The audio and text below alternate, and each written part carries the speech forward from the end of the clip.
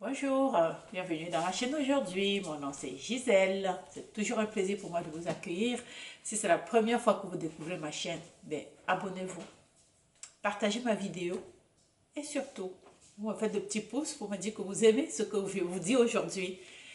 Voilà, aujourd'hui, je vais vous parler de ce qui se passe lorsque on peut être jaloux. Je vais dire la jalousie des partenaires. Donc, vous êtes en relation avec quelqu'un, vous êtes en relation, vous êtes marié, ou bien vous avez un copain ou une copine, et vous êtes très jaloux, vous êtes très attaché à la personne, et ça vous pousse à une jalousie qui peut devenir maladive, une jalousie qui est excessive, une jalousie qui devient disproportionnée.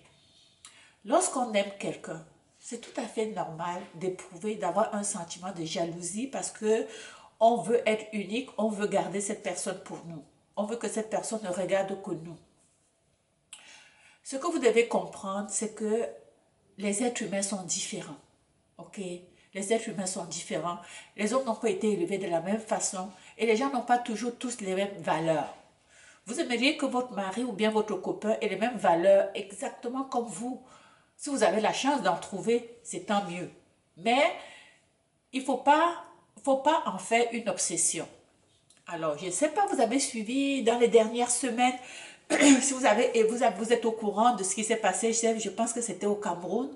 Il y a une femme qu'est-ce qui se passait? Elle était sortie, son mari lui avait dit qu'il allait au travail. Voilà. Et elle, euh, c'était une femme au foyer. Et elle est allée laisser ses enfants à l'école. Lorsqu'elle était sur le chemin de retour, elle a aperçu son mari avec une femme. Et c'était pas une simple femme, donc ils se tenaient par la main, donc ils étaient dans une relation amoureuse. Donc, et elle a décidé de le filer. Elle a décidé de suivre son mari et sa maîtresse. Et elle a fait un demi-tour pour le suivre. Alors, à un moment donné, son mari a pris, je pense son mari l'a vu et a voulu donc aussi la défier. Donc, il a changé de chemin subitement et la femme a perdu le contrôle. Elle était tellement obsédée par la filature qu'elle n'a pas vu le feu qui est passé au rouge et elle a traversé et c'est comme ça qu'elle a fini par perdre la vie. Elle a eu un accident où elle a perdu la vue immédiatement. Le comble dans cette histoire, c'est que son mari a su que sa femme avait eu un accident puisqu'il la voyait dans le rétroviseur. Il a vu l'impact. Au lieu de revenir pour porter secours à sa femme, qu'est-ce qu'il a fait?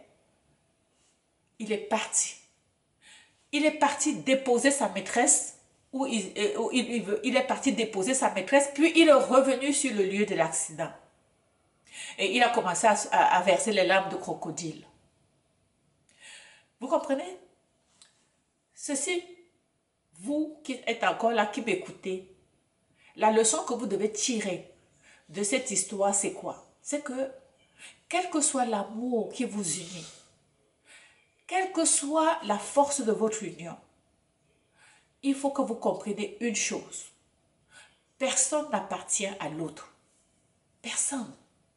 Parce que tant que vous vous mettez, quand vous allez vous mettre ça dans la tête qu'il m'appartient, vous allez, lorsque vous allez apprendre ce genre de situation, vous allez être déstabilisé et vous n'aurez pas le contrôle sur votre comportement.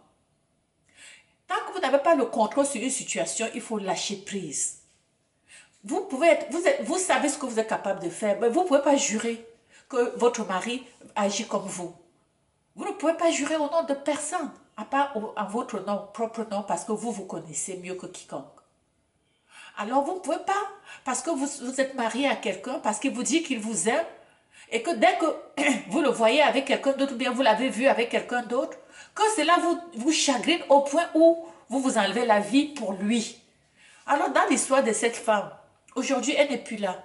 Elle a laissé ses enfants qui vont être élevés par cette maîtresse probablement. Et ce monsieur, il va continuer sa vie.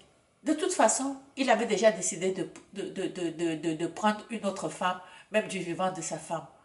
Est-ce que ça méritait qu'elle sacrifie sa vie? Est-ce que ça méritait? Est-ce que ce type-là méritait qu'elle court au point où de perdre sa vie?